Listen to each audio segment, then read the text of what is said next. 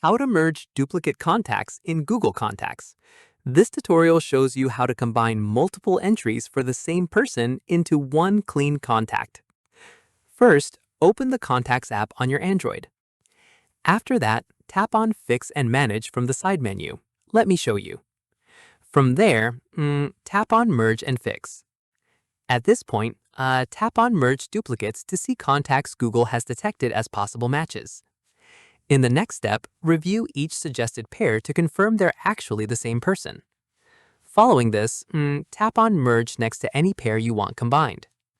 Once done, tap on Merge All at the top instead if you want to combine every suggested duplicate at once.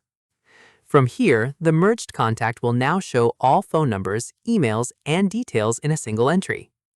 At this stage, tap on Dismiss next to any suggestion you don't want merged if it's actually two different people. Keep in mind, merging contacts can't easily be undone, so double-check details like phone numbers before confirming a merge. Finally, come back to this same menu anytime you want to check for and merge new duplicate contacts. And that's it. If this guide helped you merge duplicate contacts in Google Contacts, give it a like, subscribe for more Android tutorials, and tap the bell icon for updates. See you in the next one.